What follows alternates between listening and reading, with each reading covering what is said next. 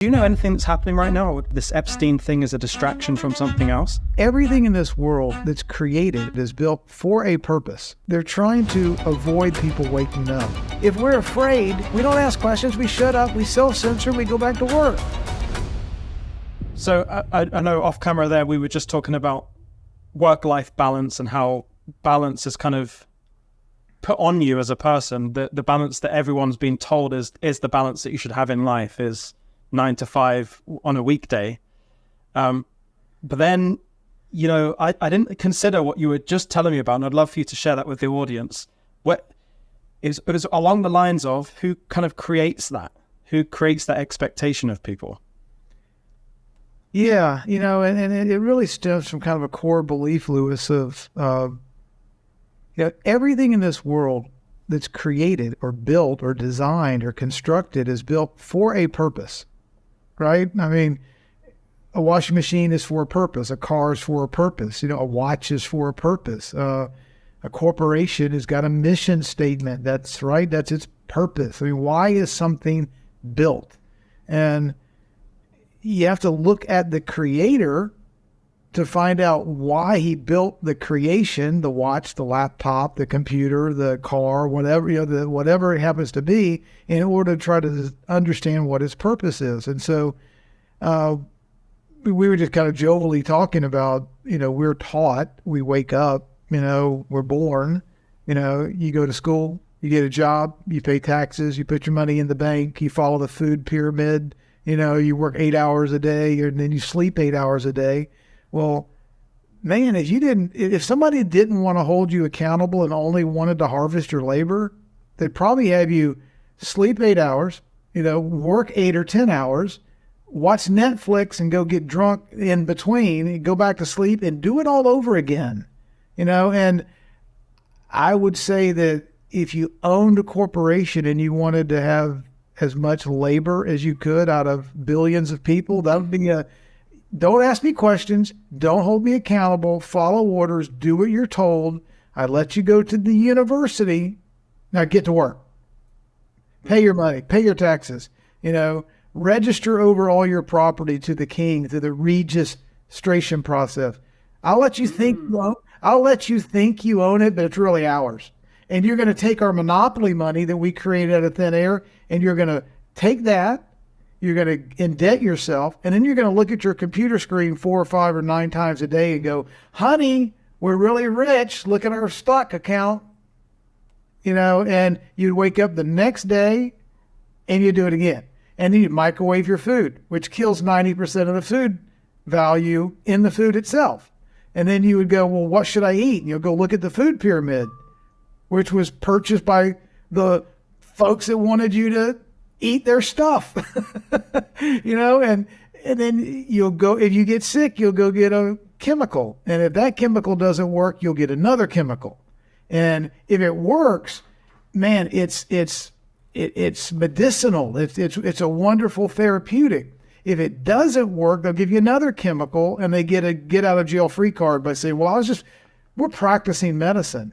We don't know if it's going to work or not. If it doesn't, it's a side effect. We'll call it a side effect. If it does work, we're geniuses. That's a hell of a good deal if you get to just make the commission on the pharmaceuticals one way or the other, right? Yeah.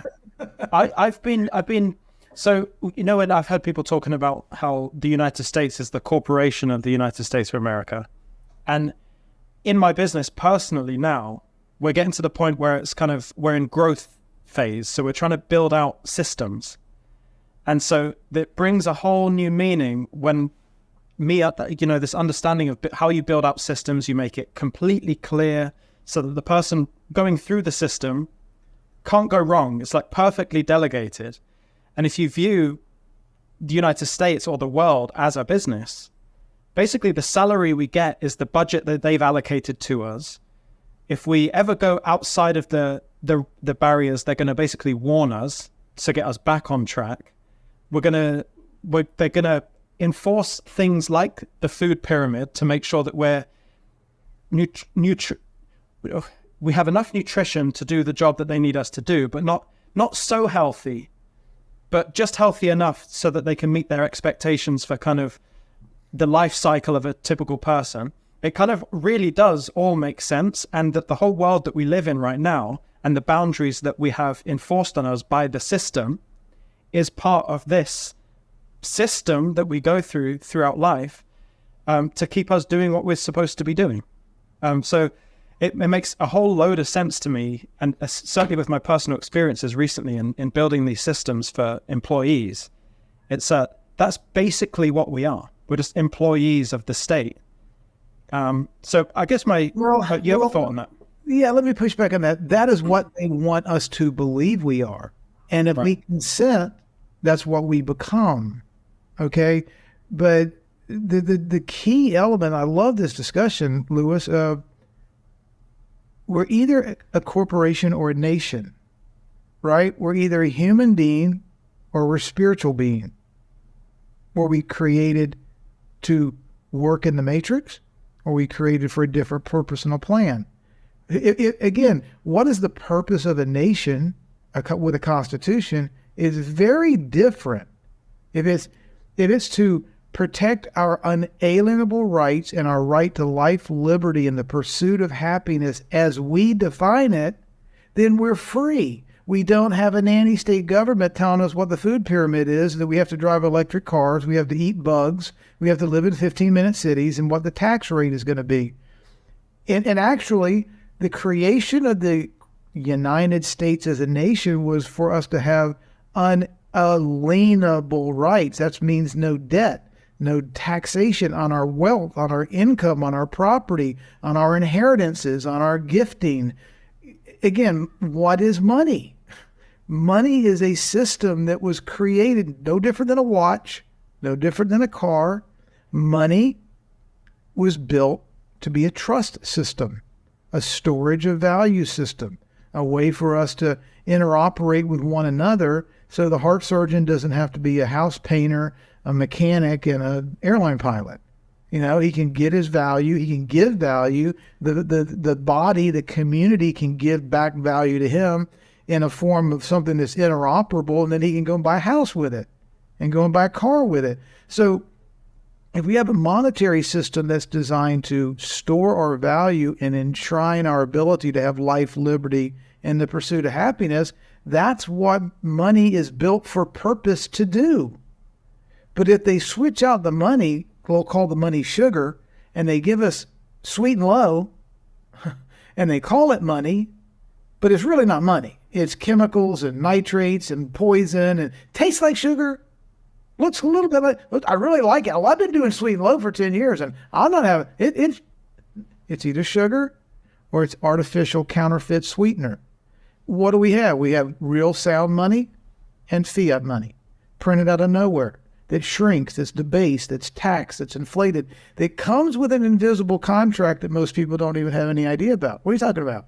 Yeah, it says Federal Reserve note on the top. When you take it and you use it and you put it in your bank account, you're consenting to a contract under their terms and conditions, and they really don't give a crap whether you read or know or have any awareness of the terms and the conditions of that fiat note from the private Federal Reserve Bank. Now we got you. That whole quaint little life, liberty, and pursuit of happiness, Yankee Doodle Dandy, George Washington thing sounds really great, but hey, you're carrying our contract and you consented to it, and you took it for work, and so check out the IRS code. This is how you're going to live now because you consented to it.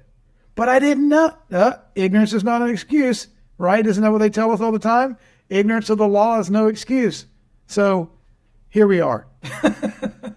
Well, how do you... So we obviously have the ability to not conform to the way the system is set up for us. We have that available to us, but what do you think are the kind of the first steps that you take to...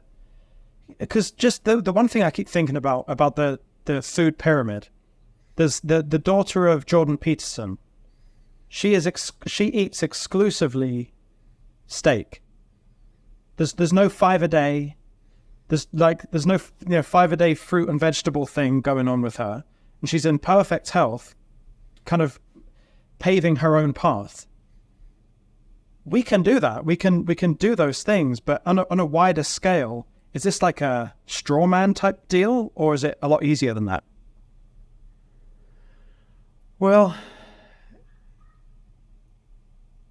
I would say that nothing is easy from the standpoint of we have to put in the work. We have to know. And I say this all the time to my friends is it's not what I hope. It's not what I think. It's not what I believe. It's not what I heard. It's not what I read in a book. It's not what I watched on television. What do you know? What is true? 1 + 1 = 2? Fire is hot. Math, is real. Lift, thrust, weight, drag. These laws, these principles, love is.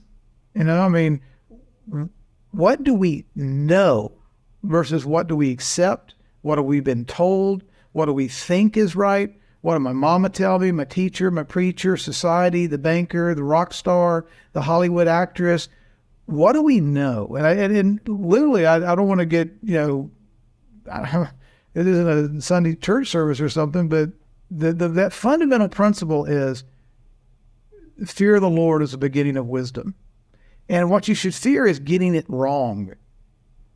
Guys, I don't know about electricity. I'm going to go ahead and stick my finger in that socket. Oh, shit. Oh, and if you don't know what the laws are, if you don't understand the knowledges of life and liberty, what does liberty even mean? What does self-reliance even mean? What does self-governance even mean? What does spiritual versus human mean, right? What's the law of forgiveness? What's the law of reciprocity? What is wealth versus rich? I mean, if we don't know what we were created for purpose, and we don't know the laws, and we misdefine ourselves as just a human bag of flesh here for 80 years and gone, then we really don't know what our purpose is. We don't know what the laws apply. Do human laws apply according to Joe Biden in the Washington, D.C. swamp? Or do spiritual laws that have been around for 4,000 years? Is the law book, as I like to call it, is it a devotional? Is it just a story time book that makes us feel good? Or is it a law book of operating principles and truths? From my research and my study, it's grossly misunderstood. It's even more feloniously mistaught. People, if you don't know something, don't be a teacher. Don't go try to teach other people something you don't understand. I don't want somebody that's only done Cessna 172, flight training to teach me how to fly an F-18. If we're built to be F-18s, then where do we go for instruction to learn how to be built and fly ourselves like an F-18? You want to go try to find other F-18 pilots or master F-18 or find, some way to fly to our fullest potential. But we go to so many of these institutional, organized, for-profit churches, and it's just hamburger. It's very methodical. It's a business model. It's a collection plate. It's a child ministry. It's the board of directors. It's likes. It's clicks. It's publishing. It's books. It's how many memberships do we get? What's the P&L look like at the end of the year? I just don't think that faith and law and life is supposed to be monetized in a way where we put a corporate wrapper around, the philosophies and the principles of life, and then 10%, or you're not a good member. Membership has zero power, zero, right? It's authority. I don't care what club you're in. You can call yourself a member of the F-18 club. You can call yourself a member of the XYZ church. You can call yourself a member of anything. Member of the golf club. So what? What does that do? What does that give you power? Does it give you authority? Does it give you standing? Does it make you different? And is that just a concept in your mind? Who are we? What's our purpose? Why are we here? What are our talents? What are our skills? What are our powers? What do we have access to? Is the branch and the vine connected? Do we talk about Wi-Fi and computers and all of our devices. Is there a God-Fi? Are we 24/7, 365 broadband access to God with an antenna inside of us? Do we have the ability to have this God-fi connection and this Nikola Tesla level Yep. awareness? Or are we just here to work at UPS? So I mean, I've been reading a book recently by Napoleon Hill, The Laws of Success. And I've also had multiple conversations over the last year and a half with people who are really in tune with vibration levels. I think that started with my first ever podcast was with Coach JV. And he really opened my eyes to that. And I've since had many conversations in person and on podcasts with Molly Elmore. And now this book's coming into play. And you talked about that God-fi. That is basically the ether, as they talk about in the book. It seems as though there are high vibration people and there are low vibration people. The low vibration people fall into the sheeple category. These are the ones that follow everything they've been told. They've had, 18 booster vaccinations, and they think, that's good, I only got COVID 18 times and I would have got it 19 times if I didn't get all these boosters. These are low vibration people. What I found, though, and it's very interesting, how uniquely in the XRP community, there are a higher percentage of high vibration individuals. And I find that interesting, how being connected in this way, just like Wi-Fi, how the heck does Wi-Fi work? And if we believe in Wi-Fi, how do we not believe in our own connection at our vibration level to the ether? To enable manifestation, to be able to kind of make things happen that you never, the quantum physics where two things the same atom can be in the same two different places at the same time and act instantaneously at the same time. What is that about? We kind of, the higher up the vibration level you go, you realize that these things are true. And then I think at some point you come to the point where you know these things. Like I know that if I can speak things into existence, and I can also speak negative things into existence just as I can positive. I wonder why, and I guess this leads into the question for you.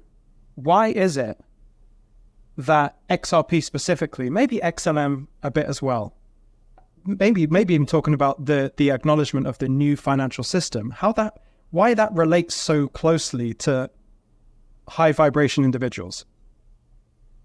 That is a great question. And it's, if we've been lied to our whole life, our entire life we've been lied to. And I would say in the last 7, 8, 10 years, we've been given permission to start asking the right questions. And we've, like him or hate him, Donald Trump has been a maverick. He's been a successful icon. He's been a businessman. He's got more street cred than anybody. I read one time that there are more rap videos that have ever been created in the people of color community, rap videos, where Donald Trump is the number one icon. He's got the bling, he's got the girls, he's got the cars, he's got the travel, he's got the jet, he's got the television program. I mean, he invited to everywhere, right? He's the cool cat, Democrat, Republican, don't, help my campaign and have me come to my wedding. I'm the ex-president, and all of this stuff, one of the most iconic figures in the world, blue collar billionaire.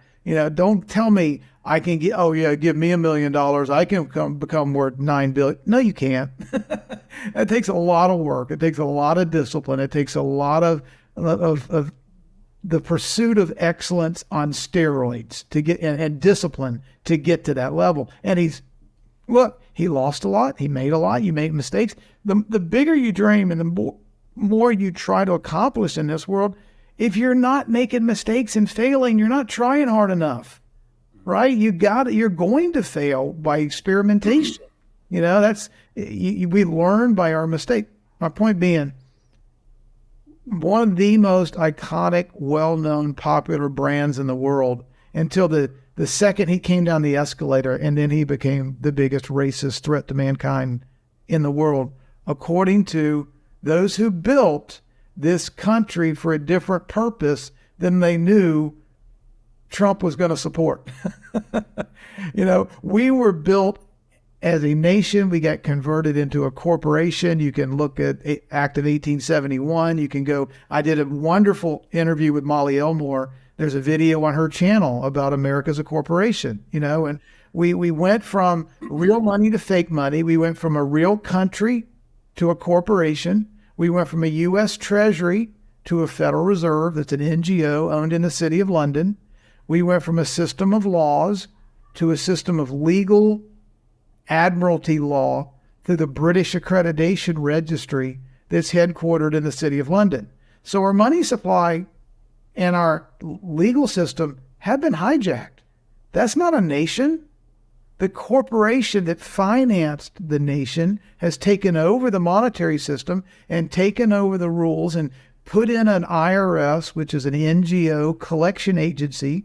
We write our checks in America to the NGO in Puerto Rico, who send it to the shareholders of the central bank that ran the monetary system, they influenced the television channels that financed the school systems, but here we go. What was the corporation's purpose? What was it re-engineered? It was hijacked and re-engineered for a purpose. We're not allowed to know that purpose. Don't ask the questions about the purpose. Don't make us deplatform you.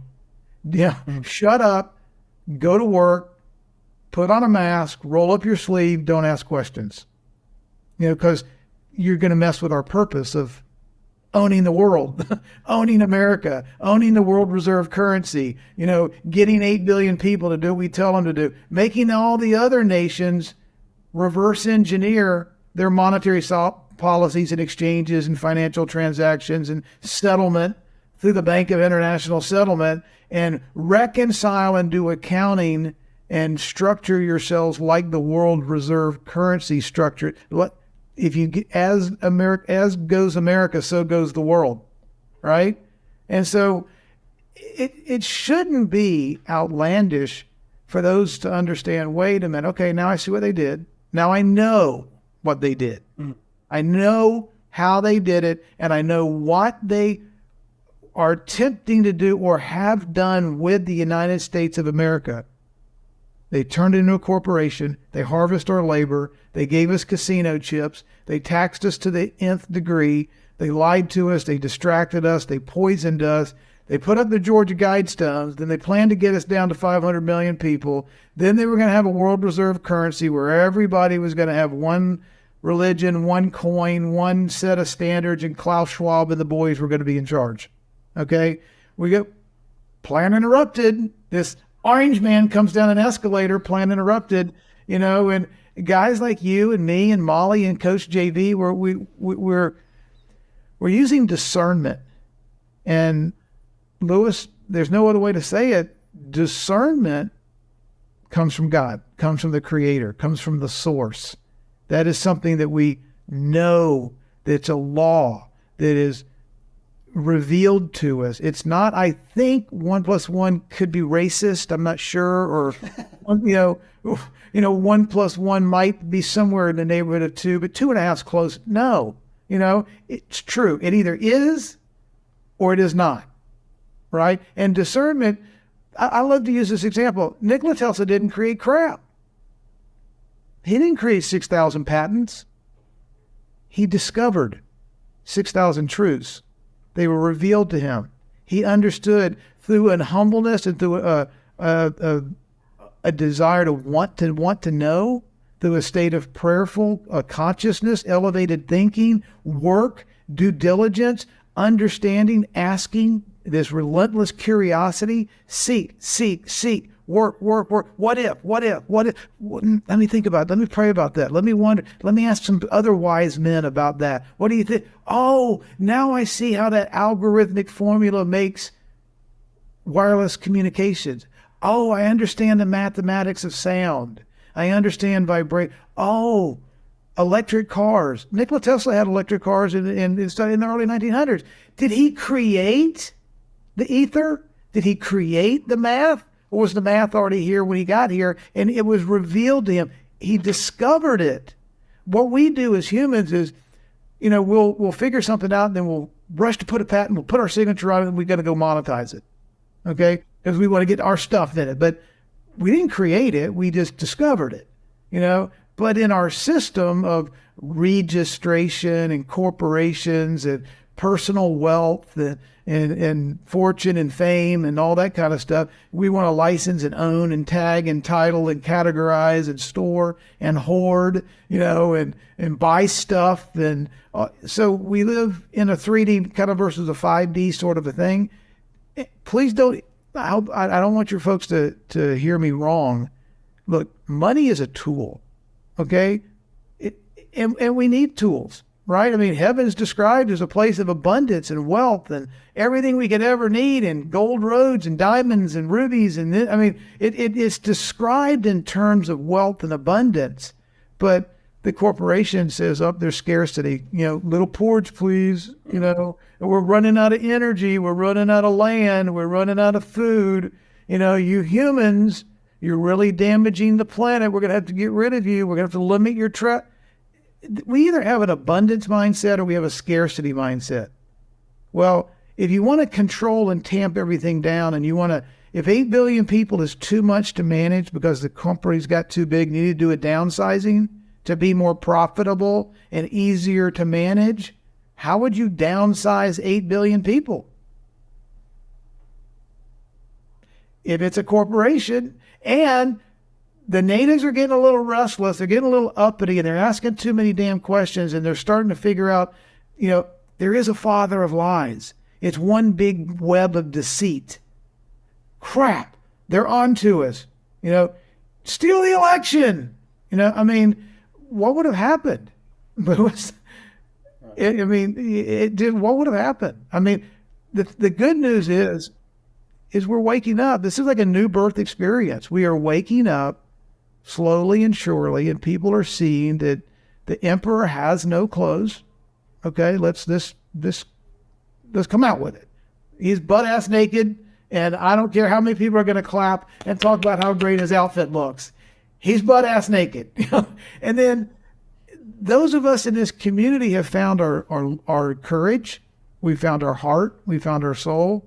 We found our willingness to say, I don't care if you get 7 PhDs. The dude's buck-ass naked. Right?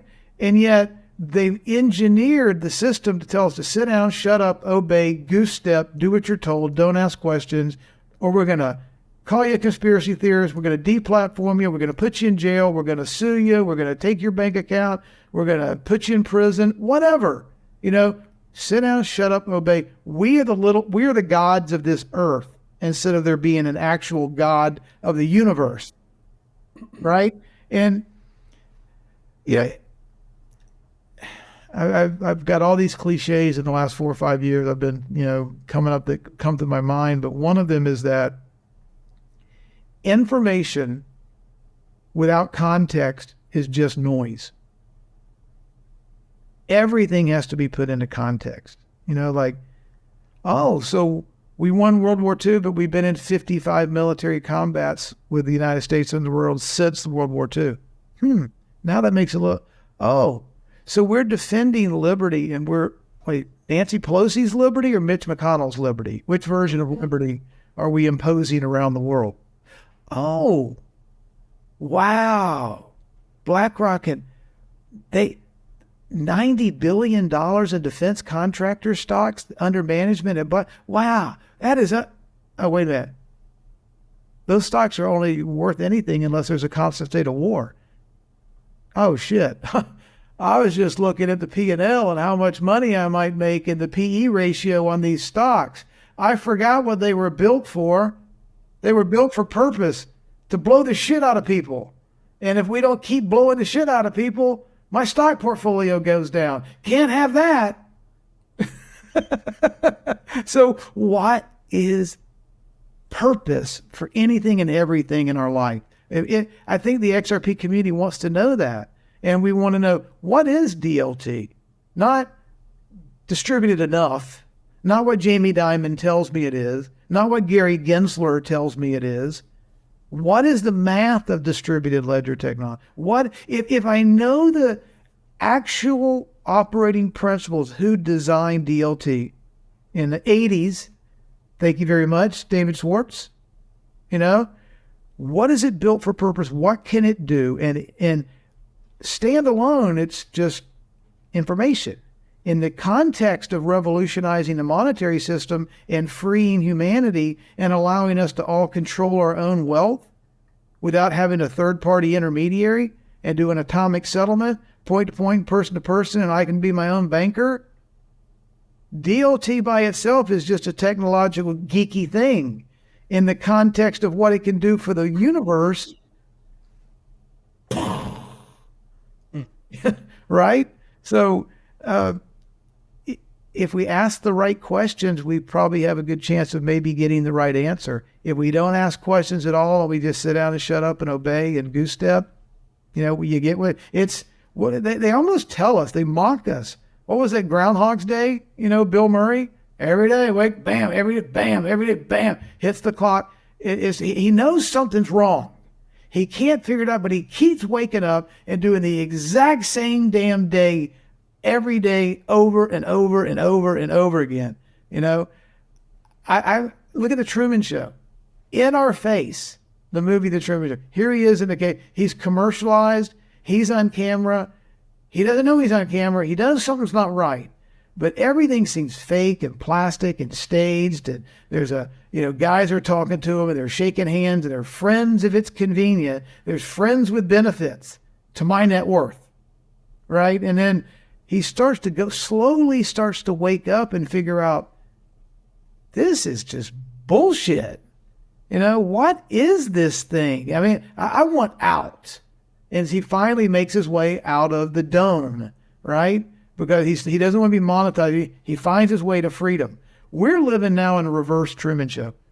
The world, I believe, has got the swamp creatures and the centralized NGOs and the Klaus Schwabs and the corporations and the bankers in the dome. And now the people are starting to wake up and we're looking down in the dome. We're seeing what they're running around like chickens with their heads cut off thinking, how do we plot and scheme and get out of this? And oh my God, they're waking up over there. Start a fire, start a false flag, start another war. Shut them up. They're asking they outnumber us. Oh my God, what do we do?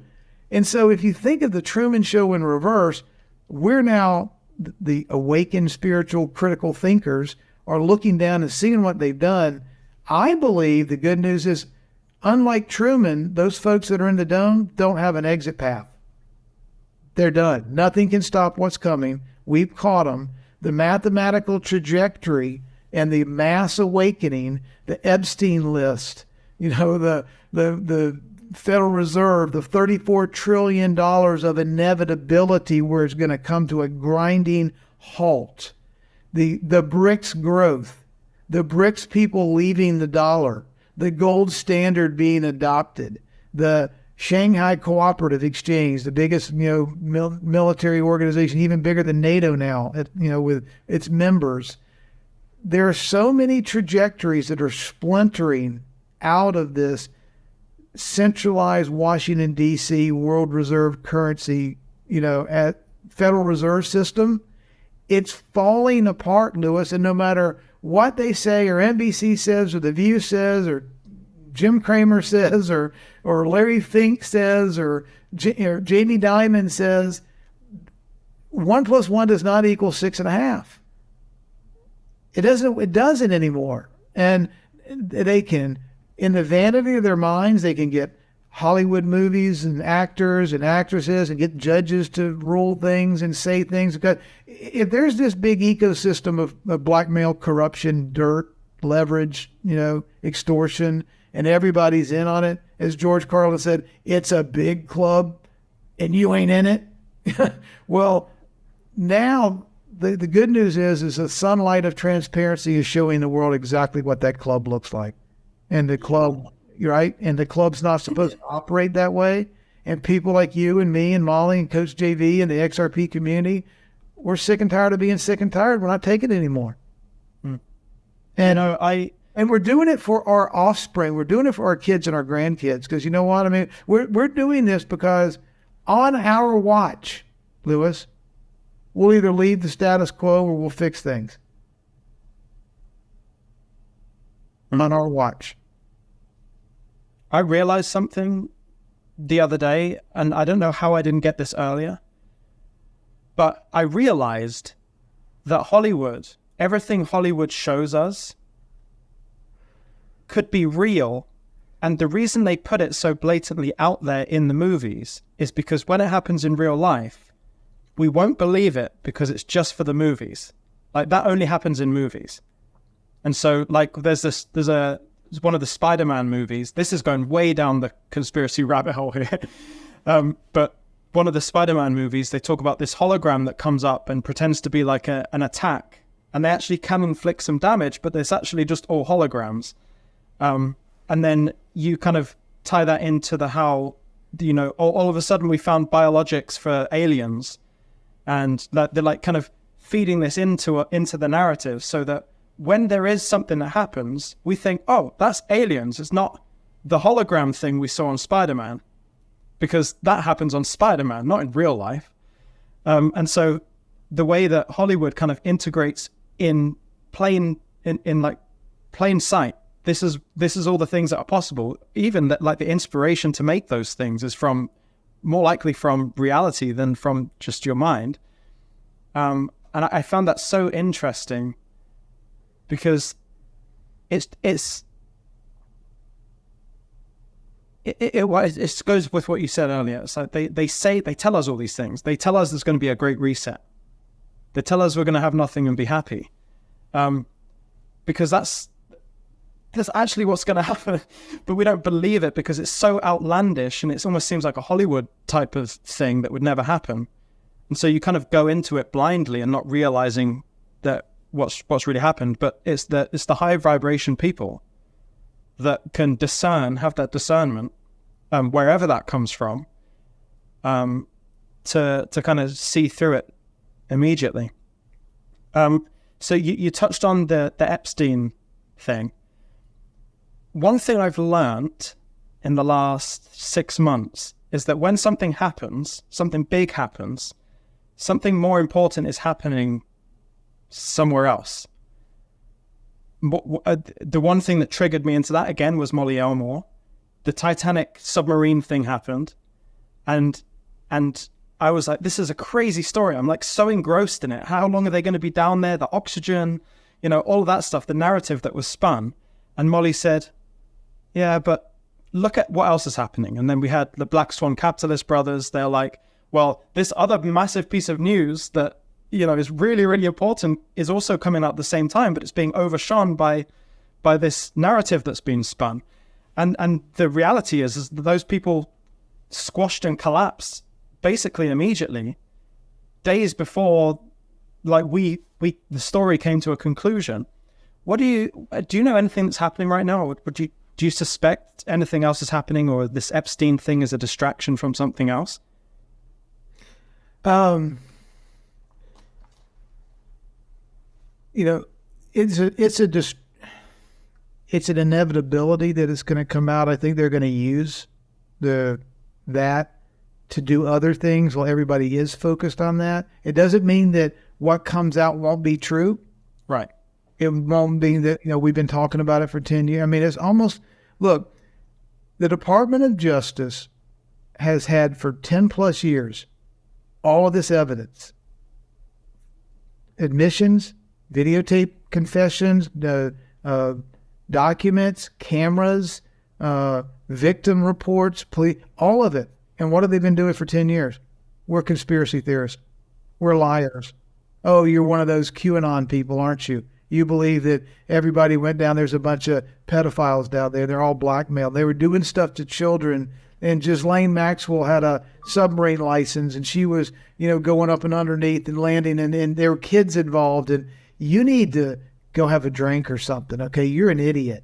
Turns out the whole time the Department of Justice has had it all and known it all and not shared it.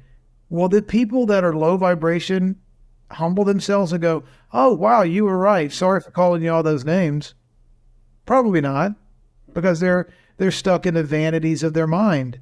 And Lewis, it's you keep using the word narrative, and I use it all the time. That is exactly the kind of war that we're in. We're in a narrative war. And the narrative is either true or false. The things that people say, the things that we see in the movie, the things that come out of the news anchor's mouth, the things that's in the textbook. McGraw-Hill owns the right for every textbook put in front of every child in every school in America. Right? 60,000 schools or whatever. One source. One publisher. One editor. What's in, what's out?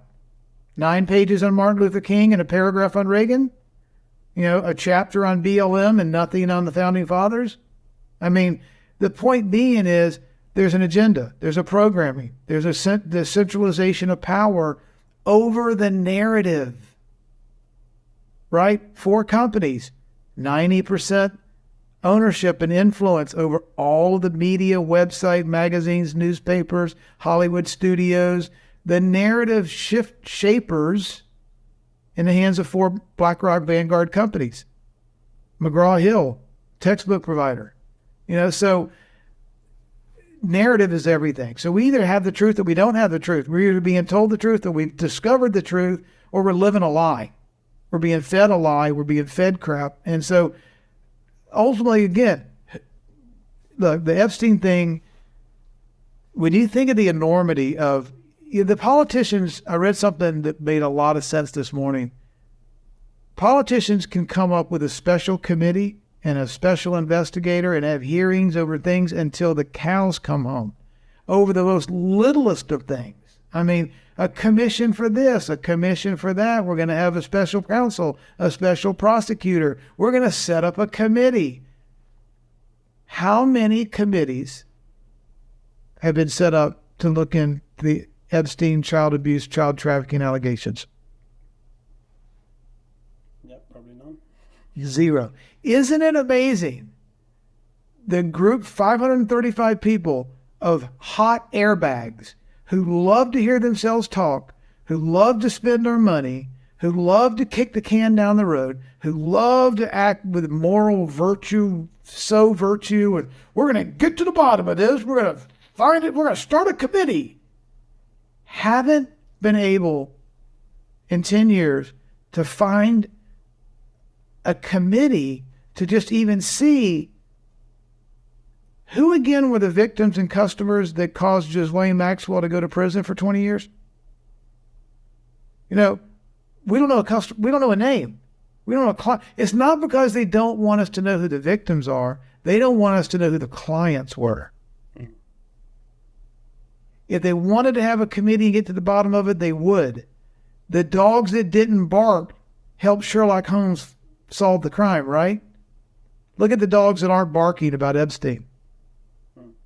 So who's forcing this to the surface? Who's forcing this to the public consciousness? What's going to come out?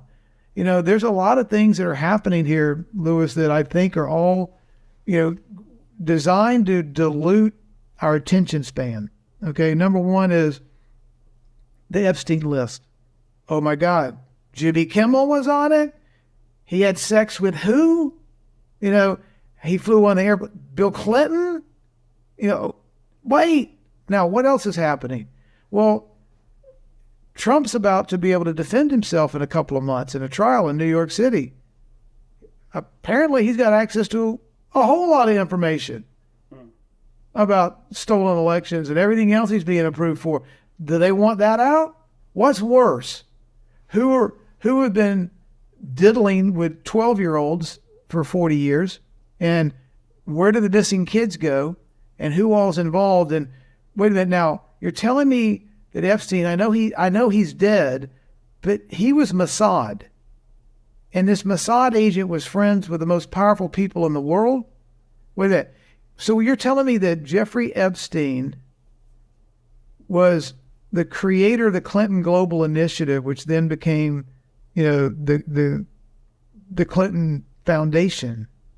And he's friends with all of these people, the California Artists Association that owns Netflix, and all of the top actors and actresses and musicians in the world are all part of that.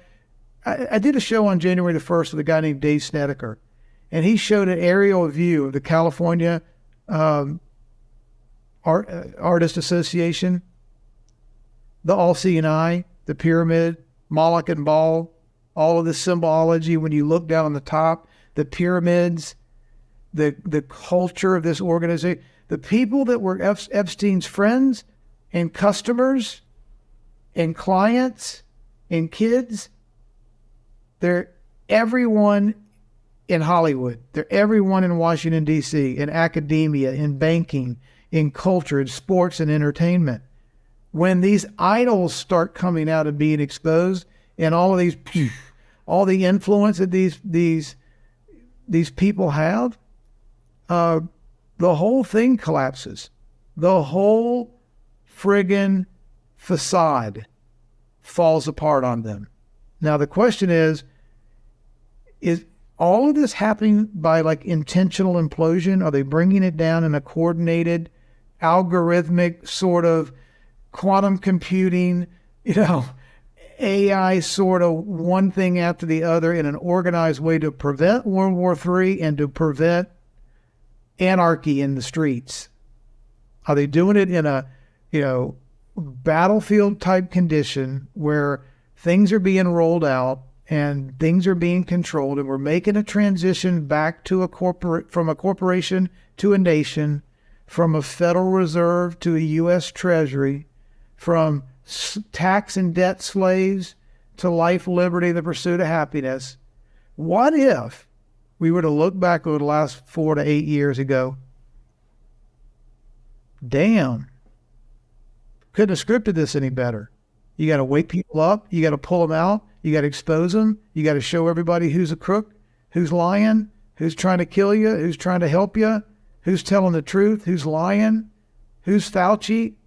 What are these wars all about? Why are we in Ukraine? Why did the IDF go to sleep for 8 hours and a bunch of guys in pickup trucks and hang gliders, come across the most secure border in the world and just, have a field day for 7 or 8 hours until the IDF decided to, wake up and go back to work? I mean, does any of this make any sense? What's really going on in the world? And so it's a narrative war. I think the Epstein list is going to do massive harm to the elite, the so-called elite. But as that happens, again, Louis, we have to make a choice. We have to want to know. That's an individual decision. That's an individual character decision. Do you really want to know, or does it scare you too much? Are you going to divert your eyes and look away, or can you handle the truth? We were told 365 times to fear not. Can we look at the truth, see exactly what 1 + 1 = 2 means, what our icons and heroes that we thought we had loved and adored and we placed our trust with, when those start coming down and we start finding out that we misplaced our trust, we have to own that decision. How many people have the internal fortitude, the trust, the curiosity, the desire to want to know? Seek first the wisdom of God. And then all these other things will be great. Everything else will be, your cup will run over 30, 70, 100-fold. Seek wisdom first. Know what the operating rules are. Know what truth is. Know what your purpose is. Know who you are and whose you are. Now, go and do what you were made to do. Go and do what your purpose is. Go and be fruitful and multiply and become wealthy and prosperous and teach and give and love and serve and build and create and be a light. Go and figure out truth first. I know you need a house. I know you need a family. I know you need clothes. I know you want to travel. I know you need all these things. Look, I'm taking care of the dogs and the squirrels and the birds and the animals. Why the hell would I take care of you? Of course I know you need all this stuff. Seek first wisdom of truth. Then you won't fear. Fear is the currency of this world, Louis. If we're afraid, we don't ask questions. We shut up. We self-censor. We go back to work. If we don't know how to take risk, we're going to put our money in a CD. If we don't understand the stock market, we're going to avoid it. Fear is a currency, but it's a choice to accept it and to use it and submit to it and look away and close our eyes and don't ask questions and do groupthink. And anybody that wants to talk about Epstein is obviously a QAnon white nationalist racist, and the Department of Justice needs to come after them because they're making me feel uncomfortable. And I don't want to talk about those topics. So I'm going to call 911 and have somebody come over there and do a wellness check on their kids because they must be teaching their kids this same kooky stuff too. And so, I mean, you think about the vanity of the mind. It's my way or the highway. You're either going to agree with me or I'm going to yell, scream, collaborate, call you names, call you a racist, call you a conspiracy, whatever you're going to do. It's the herd mentality or the road less traveled, right? And the road less traveled is digging for gold. They're digging for truth, which is the ultimate gold. Because the good book says, look, God's wisdom is more valuable than any commodity you'll never, it's not even on this earth. More valuable than gold and silver and pearls and rubies and onyx and you name it. The greatest commodity in the universe is the wisdom that made Nikola Tesla Nikola Tesla. And yet, if we don't seek it, it's not going to get injected to us in a, here you go, Rob, there's your wisdom. I got to work for it. I got to go look for it. I got to examine. I got to question everything. Is this matrix set up to lie to me?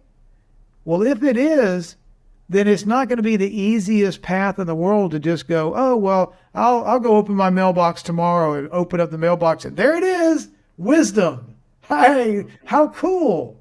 So glad somebody brought that to me. No, we got to go and get it. We got to put the work in and go and get it. And look at what Ripple's done.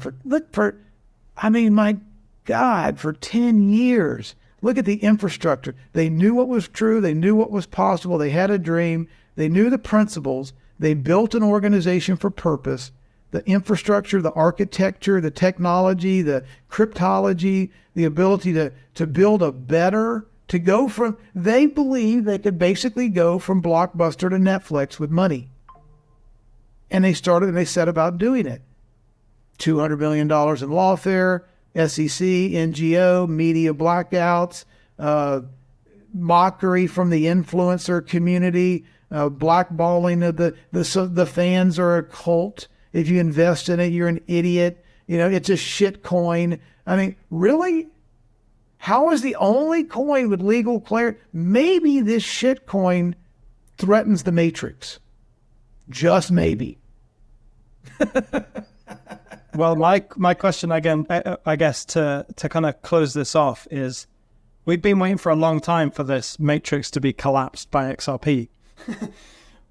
2024 seems pretty positive on the outlook, and I know it can be over very quickly. But what do you see happening specifically from the XRP side of things in 2024? I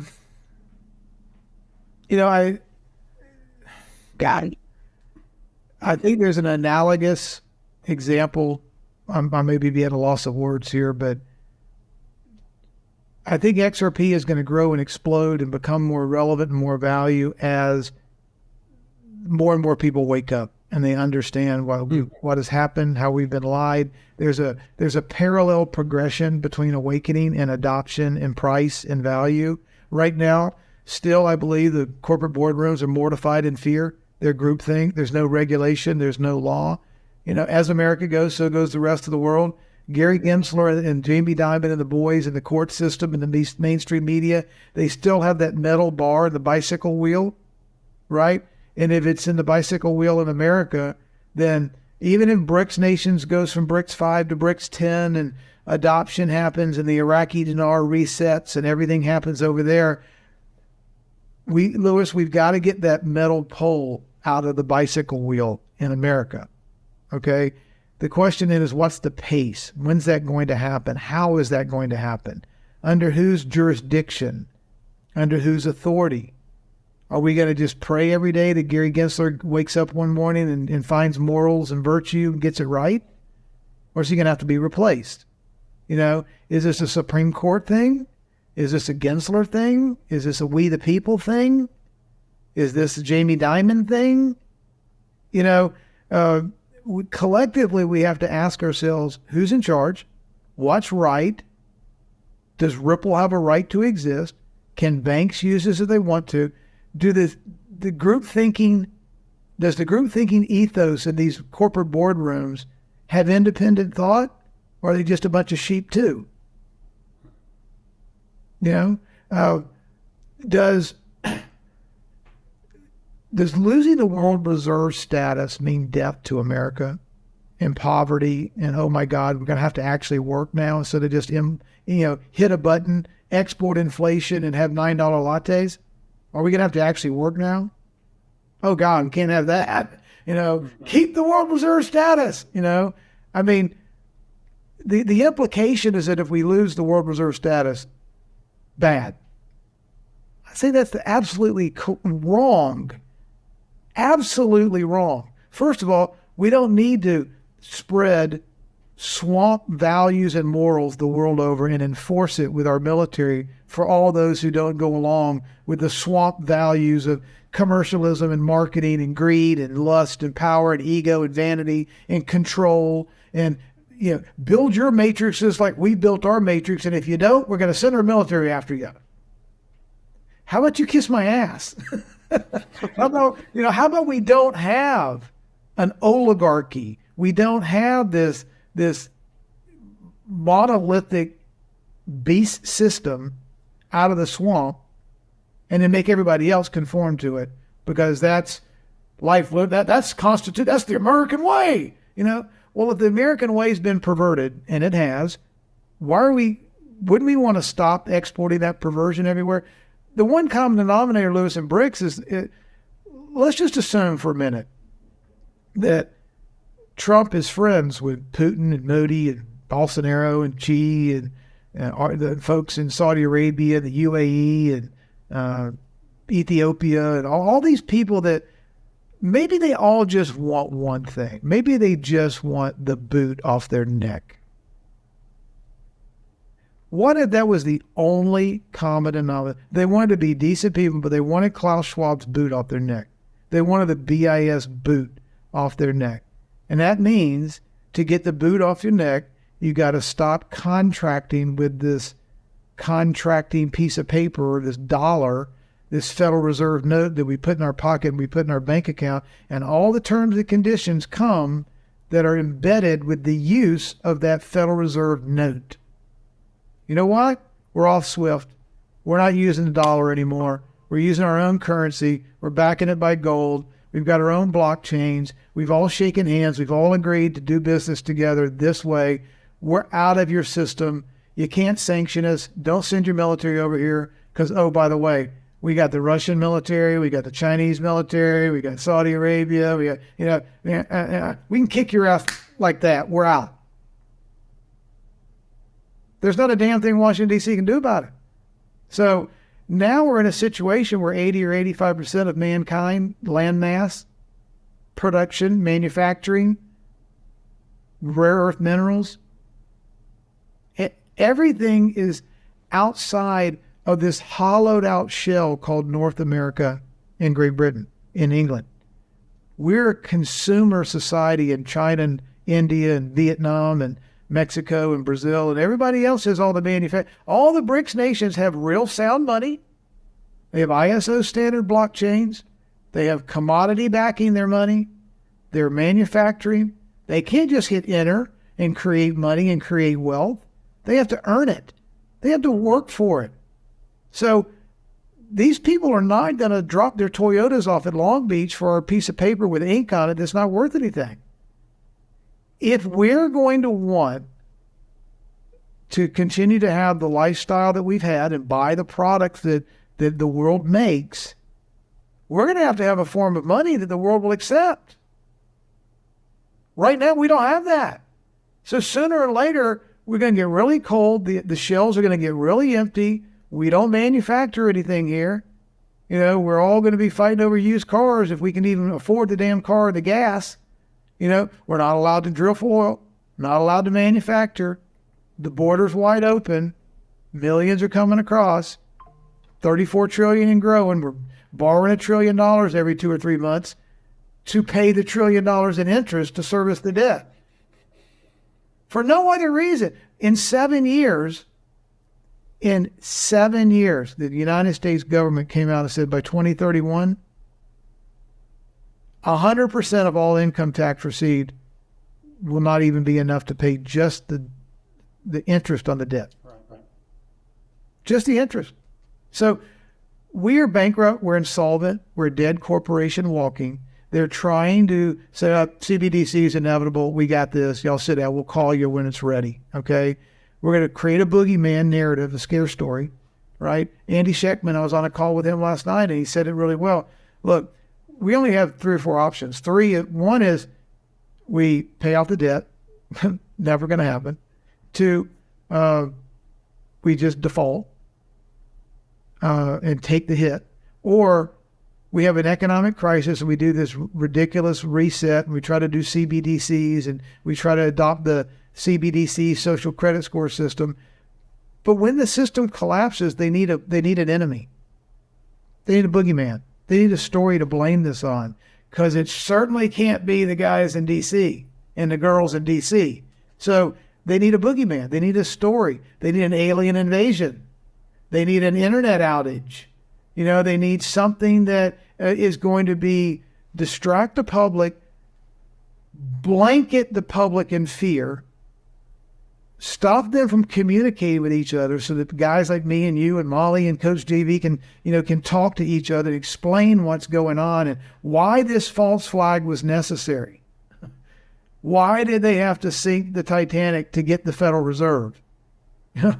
Why did they have to build FTX and blow FTX up? What was its purpose?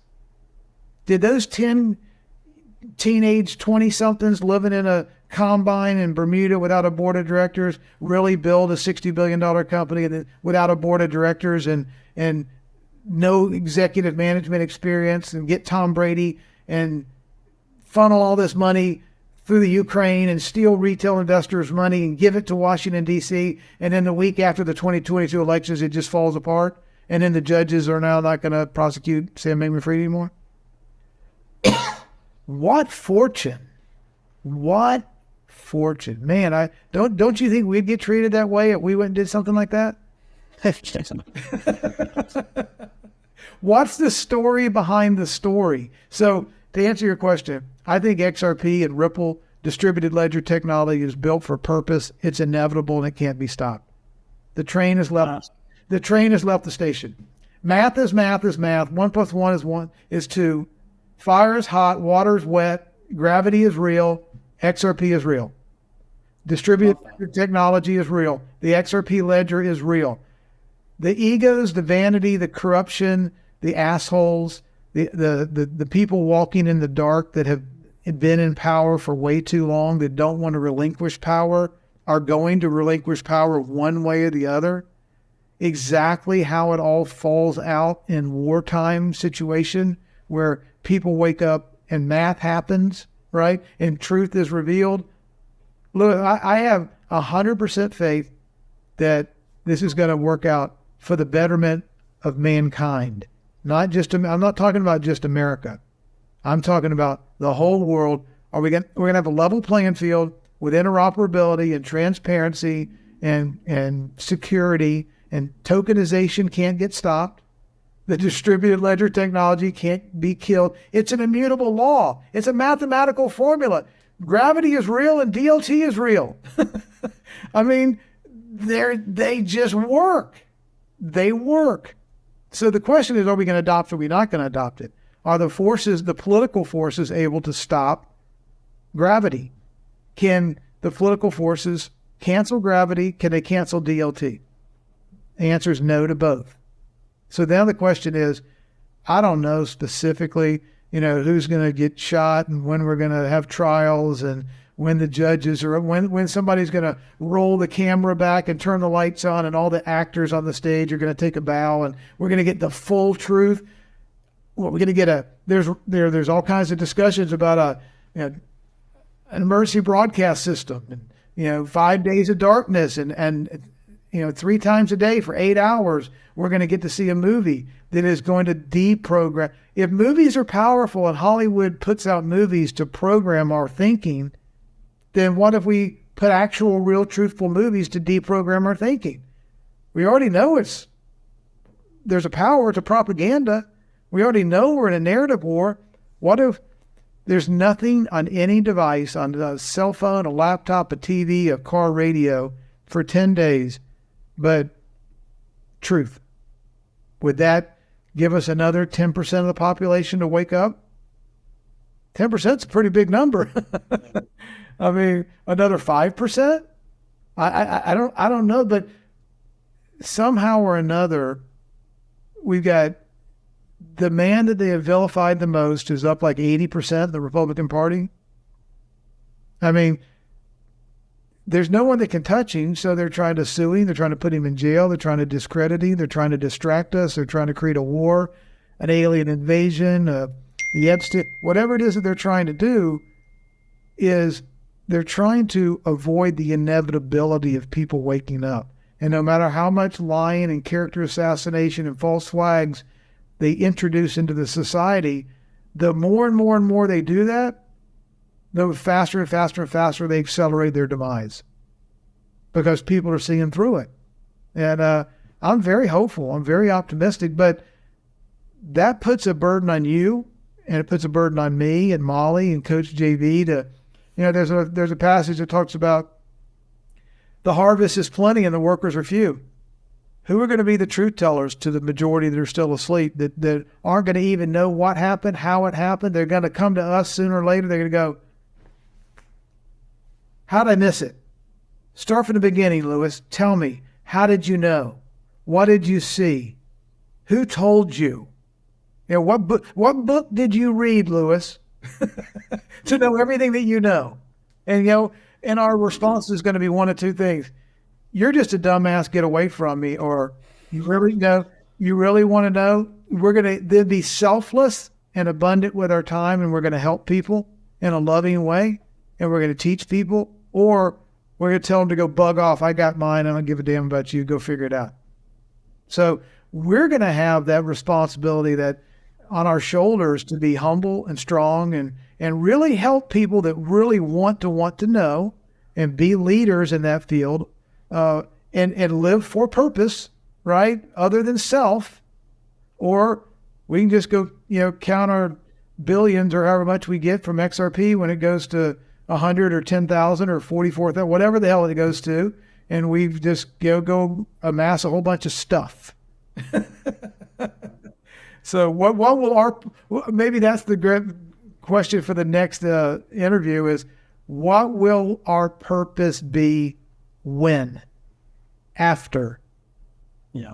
What will our purpose then be? Rethink everything and ask ourselves a whole new set of questions. If you had all the money in the world, you could do anything, what would you do? Well, maybe we can bring that up next time then. I know that last time people enjoyed this, what you were saying last time, and it was tremendously valuable. So thank you for coming on yet again and being so willing to as well. I'll certainly take the opportunity to talk to you again in the near future. But from me and on behalf of everyone, thank you very much. Happy New Year. Thank you, Lewis. Thank you. Okay,